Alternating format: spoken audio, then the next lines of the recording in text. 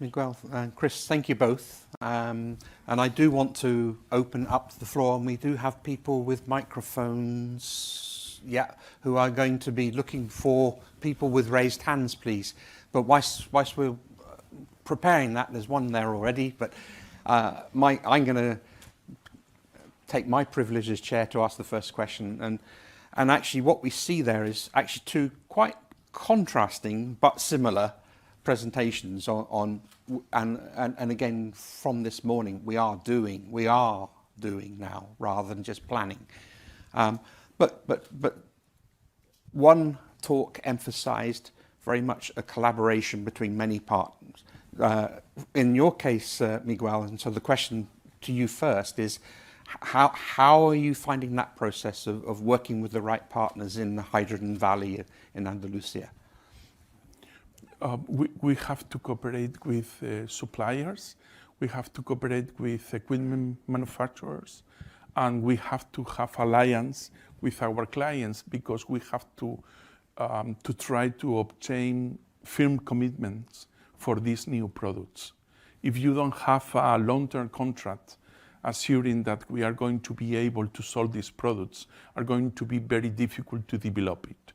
Because of that, in order to develop the hydrogen, we decided to begin with ourselves because it's the best way in order to obtain volumes required in order to make profitable this new technology. Thank you. And to you both, so maybe Chris this time first. Very clearly the relationship with the government is quite important here.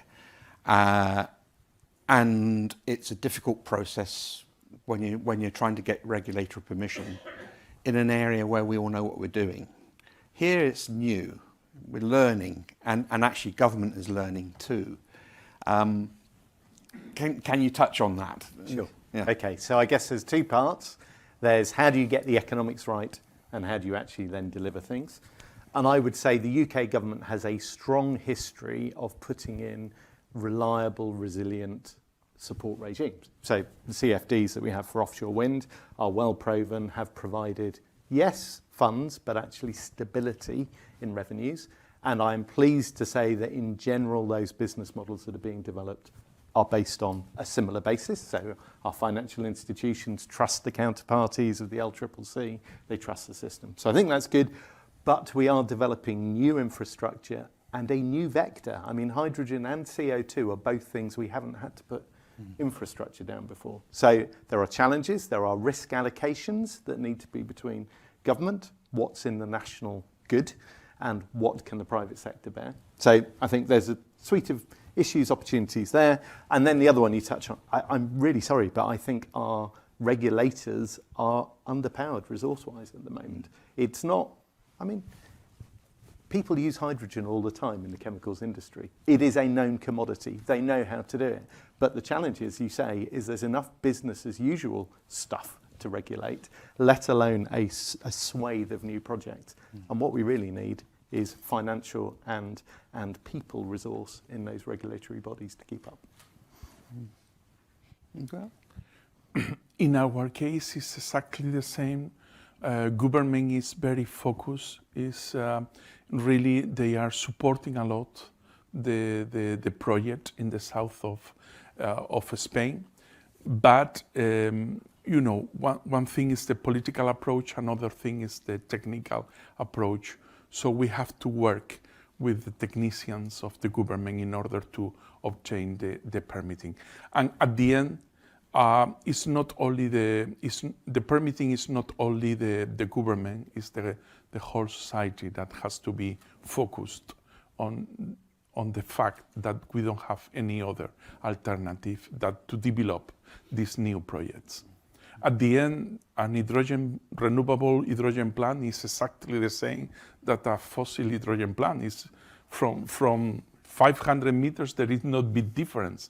So, you know, we need to convince the whole stakeholders that are excellent projects in order to develop the economy and in order to develop the energy independency and the industry in Europe. We don't want to be only a tourist site.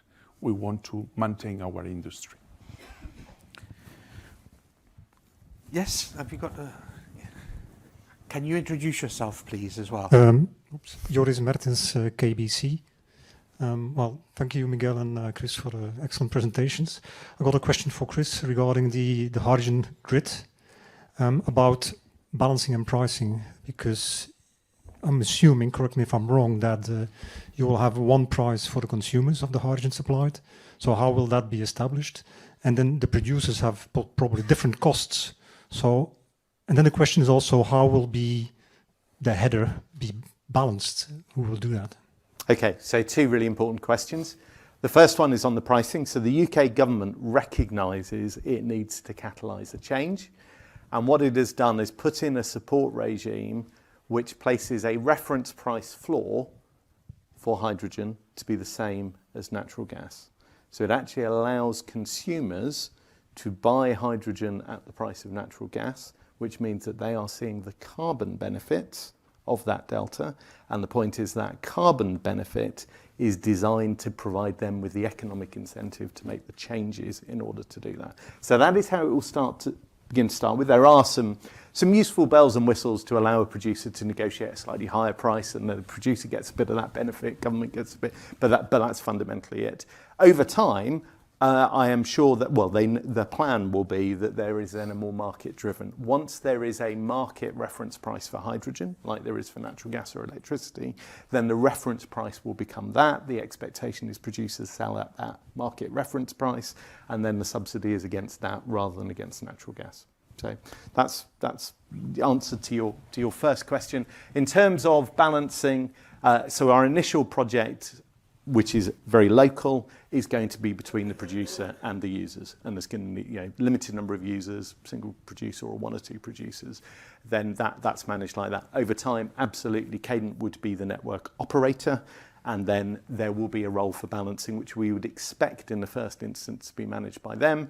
But indeed, here in the UK, we have this kind of ESO role emerging. And I think over time, we will find that will take control of not only electricity, but gas and potentially hydrogen as well. Thank you. Yes, over there, please. Not yet. Can't hear you, sorry. Yeah. Yeah. John Yes. Gibbons, UK CCSRC and University of Sheffield. Risks, very interesting. Could you say a bit more about the risks and particularly what you want the government to take? And also break those risks down into commercial and maybe policy and technology. So those three headings. Sure. Thanks. I probably won't break it, given the time, in all of those headings, but I will certainly I will highlight. So since we're at a technology conference, talk about the technology risks first then, please. Oh, okay. I really want to talk. I have to say, I think the biggest challenge is actually the commercial risk. Yes, there are some technological risks in terms of... And are you expecting the government to take those? So how I would see it is two things. I think the technical risk, let's take a hydrogen plant, a CCUS-enabled hydrogen plant. The private sector should build a plant like that and should take the responsibility for its technical operation. We run the kind of capture technologies day in, day out in chems. We do conversion of methane into hydrogen. They should take that risk. Again, using that as an example, there are two risks that the hydrogen plant cannot control. One is that CO2 transport and storage system going to be reliably there all the time? That is an economic and commercial chain that government has to step in and manage to a degree in the first instance, because you've got limited number of producers of CO2, limited number of stores. So you need to break the chain that way. The other one on the hydrogen one is there is a risk in terms of offtake. So again, this is a new vector not being used before. If I lose an off-taker, it will take a certain amount of time, if at all, that I can bring a new one in. Now, once I've got 120 kilometres of hydrogen distribution system, I can be reasonably confident that within the space of a number of months, I might find another customer.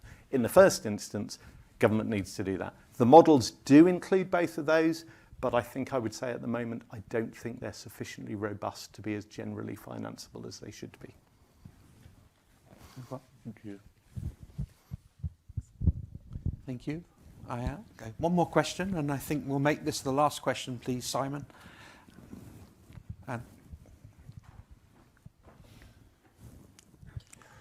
Thank you. Simon Blakey, S&P Global Commodity Insights. Again, I have a question of Chris. Miguel, apologies for leaving you out.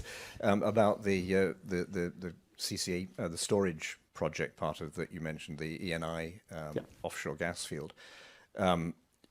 I see that there's a government report on the Endurance saline aquifer storage field in the North Sea that's going to be used for the project cluster the other side of the Pennines from you.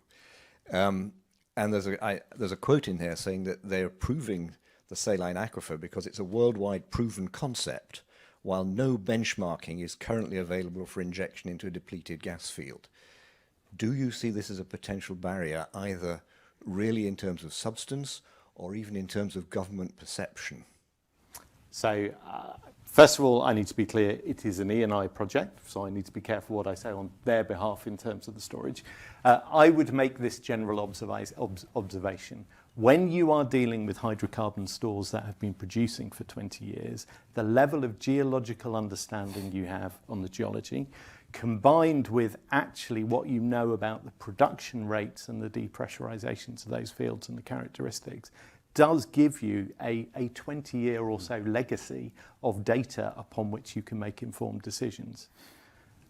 A saline aquifer, it is going to be the first, no, it's not necessarily completely the first, but it is an early stage in terms of doing a saline aquifer. So I would say there are different characteristics of both, and I certainly would not say that doing a gas field injection is necessarily higher risk. I would actually say you have a better swathe of data to build upon. Thank you. I'm going to, for the sake of time, move us on, and by saying once again, thank you to both Miguel and Chris for very informative and interesting discussion. Thank you, Robin. Thank you very much. Thank you very much.